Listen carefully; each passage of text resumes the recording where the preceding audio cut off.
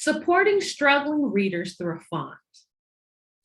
Illiteracy affects all aspects of an individual's life, from childhood clear through to adulthood. Those with low literacy skills are far more likely to live in poverty, face health challenges, as well as become increasingly isolated. Lacking basic reading and writing skills can be a tremendous disadvantage to a person over time. There's a large body of work that shows the relationship between one's ability to read and successes in school, in career, and life. Today, we're excited to share a project being developed through the University of Cincinnati's Learning by Design Lab. It's a multidisciplinary research lab that consists of designers and researchers both in and outside of the university in the areas of communication design and typography, communication sciences and disorders, education, educational psychology, and we're all rallying around the idea of designing and conducting scientific research on tools that help people to read. Now, educational psychologists have been investigating for years the science between the connection of what a font looks like and training someone to read. Researcher DeGraff, in a 2007 study, utilized picture-embedded cue technique for teaching kindergartners letter-to-sound relationships by implementing a mnemonic training session on the computer. In their study, it demonstrated the importance of removing the cue and making the isolated letter shape salient by using a procedure where the integrated pictures gradually faded over the trial. Now, the kindergarten children trained in their short-term training of this fading procedure had better letter sound recall compared to the kindergartners who were learning to read purely by integrated pictures or having no pictures at all. With this knowledge in mind, as well as a lot of other studies in educational psychology, we developed a variable font called C-type. C-type cues you to hearing the sound associated to the letters. For example, if you were reading on screen and you couldn't remember what sound the letter P makes, simply roll over the letter and watch it morph into different images. Saying the images aloud cues you to the common sound seen within it. For example, peach, penguin, pig. The common sound is. Now Oscar will share the visual language of C-type.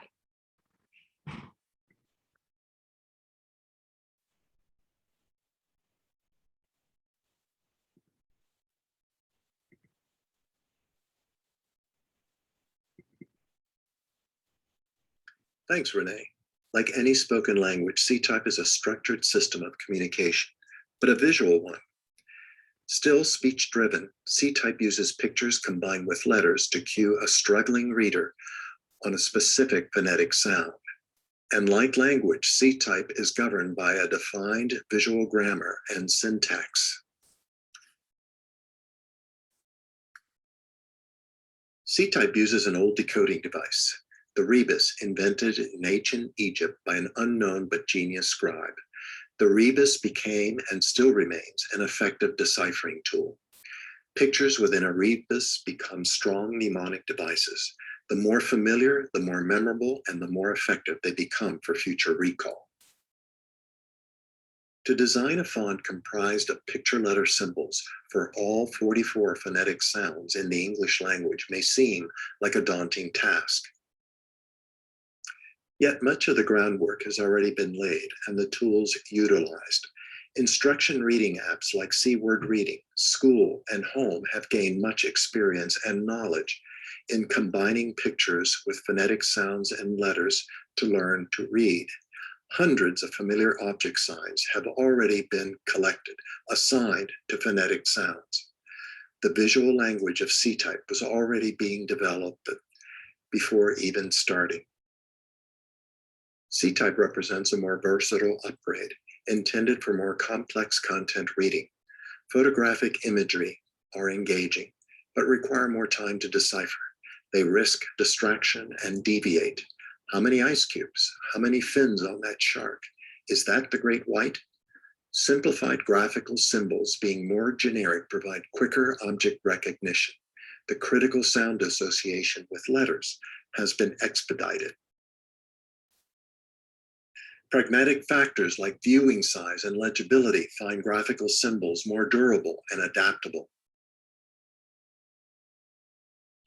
A major design goal for C-type was for a harmonious and natural integration with body text. Roboto, an open source type font, was selected as C-type's typeface. With high legibility, even at small scale readings, its semi-narrow and wide letter proportions prove most accommodating for C-type symbols. C-type candidate begins with a phonetic sound. Linguist team members designate 3 potential words containing that sound. These become the object sound words for a C-type symbol. Because several designers would be working on C-type and at different times, an internal design guidelines was produced to ensure consistency. Allow me to share some of those pages. Several design and typography standards were defined and established, some from the project's outset, others developed as needs arose. Describe C-type's design and personality. Well, bold outlined objects, confident geometric forms, playful and whimsical. Helping a struggling reader associate a phonetic sound with a letter form was paramount. So designing C-type symbols, we often reminded ourselves internally to echo the letter form in every possible way. Use every design decision to echo that letter form, even when it's no longer visible.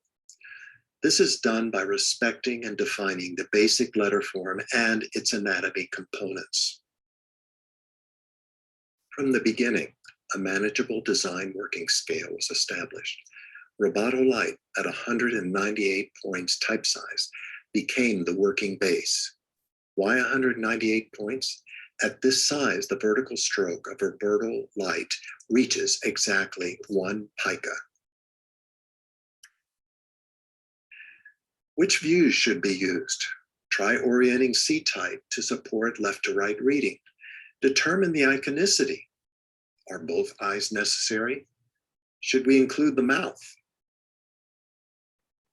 Type design symbols need to be highly adaptable for transition to variable font technology. Without losing the letter's identity, avoid word spacing encroachments. Before proposing a C-type design, test it. Place it in its word context. Due to this quality check, we found many design alterations and adjustments were required. When is a C-type solo? A C-type becomes a solo object whenever the letter form becomes too obscured or so little it simply distracts. Checking the bird, mouse, and sloth C-types within a word context. Note how the positioning of the sloth hanging from an X-height branch contributes to its quick recognition and meaning. A user can see this C-type object, but do they recognize it? Quickly, by applying visual semantics and design, instant recognition and mnemonic values can be further enhanced.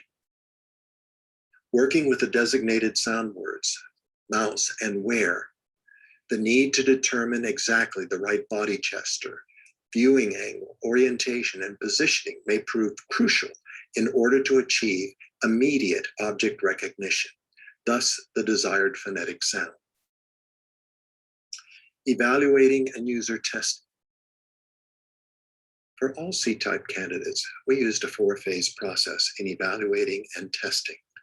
First, the phonetic sound is identified. EAR for the sound 3 sound words are designated. Learn, heard, earth. Then the C-type design is developed. Then it's placed into review and user testing. Once deemed successful, it is approved and entered into the C-type font. Grasping the true C-type user experience has been challenging. The struggling reader need not guess the object sign. They are not displayed in a vacuum. They will be embedded within a word. As that C-type appears during the website experience, simultaneously an audio for that word is heard by the user. During the design development and testing phases, this UX experience was often elusive. So when evaluating C-type candidates, avoid showing only the symbol. Equivalent to the website experience is to see the C-type symbol placed within its identifying word. So the question is not, what is this? The question should be, is this symbol appropriate for this word's meaning? From 198 points to 27 inches, going from the working base up to eventual 27 inches was a rigorous production process. All approved C-types went through some final design refinements, converted to vector base, and then dramatically enlarged for import to the Glyphs app, where it is then ready for variable font technology treatment. C-type becoming a variable font, I gladly now turn it over to my colleague, Frida Medrano. The font that we created is a variable font. But what is a variable font? Normally, a type family has different styles, like light, regular, bold, or even italics. And some fonts have a lot more than that. A variable font compresses all of these styles and creates a single file with all of this data. For C-type, we compressed a set of icons into one single file. One of the advantages is the size. As you can see, each style creates a total of 852 kilobytes, and the whole font file as a variable font is only 18 kilobytes.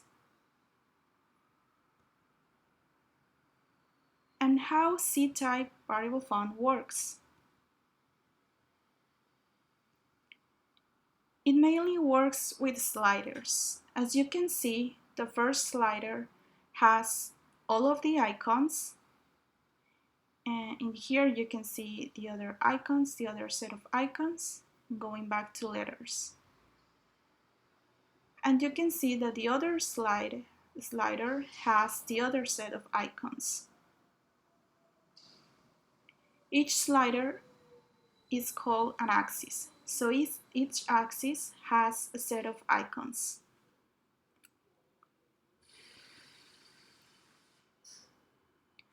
In web, we can get rid of the sliders and just use hovers.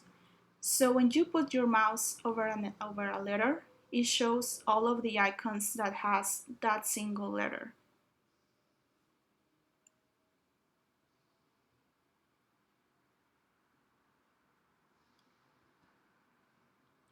This is the data that we use to make a variable font. The first data that we need is a design space. The design space is a file that has all of the instruction for the computer to show more or less how it wanted to be.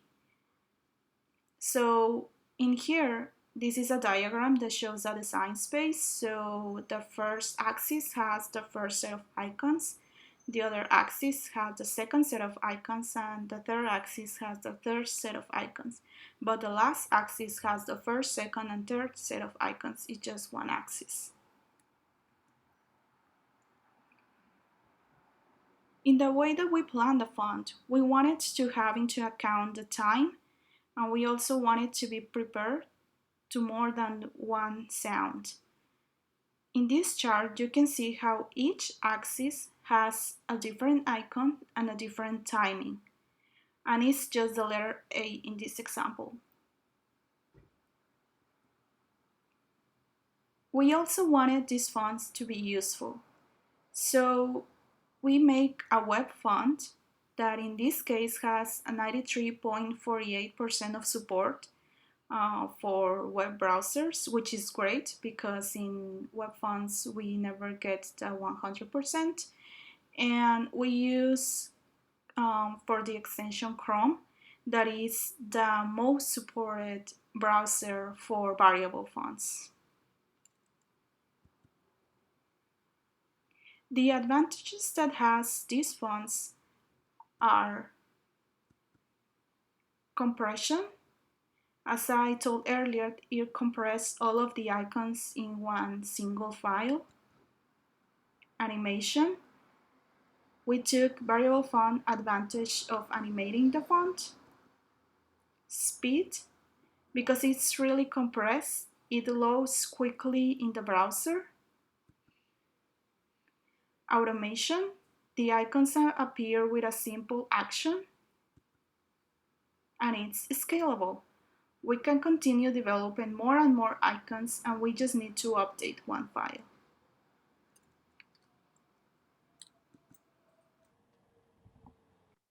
Thank you, Oscar and Frida, for giving us the details on C-type font. But we didn't stop at just the development of the font.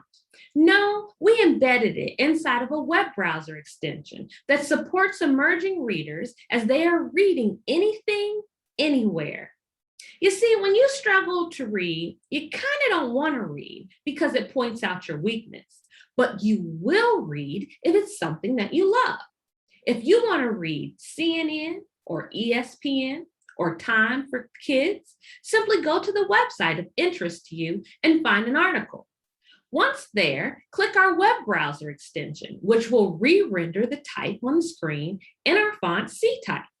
Now, anytime you're struggling to decode a word, simply roll over the letter or letters and receive a visual and auditory cue while in the context of reading. Don't need the help? Don't roll over it. They're like hidden drawers, there to help you when or if you need the help, and nobody else has to know. Now, the C-type font is a pretty smart font. It has quite an extensive database that is working around visualizing the 44 common sounds of the English language. So what this database means is if you are struggling to read a word, it understands whether it needs to load images for a long vowel versus a short vowel, whether it needs to load images to help you understand letter pairs or the letters individually. Now, we were fortunate enough during the pandemic to be able to run a small study on the effectiveness of the tool. 3 participants were enrolled in the study. One participant was found not to show defects in the area of decoding, so his data was not included. The other 2 were a 10th and a 12th grader who were reading at 6th and 7th grade reading levels. After 20 sessions with the Seward's Anywhere browser extension, the participants advanced to 9th and 10th grade reading levels. We are excited about the promise of this outcome, and we're excited to continue to develop and do some more testing, as this could truly be a benefit to so many, whether you're young or you're old. You see, we're on a mission to build the skill and will to read, one person at a time. Thank you for the opportunity to speak.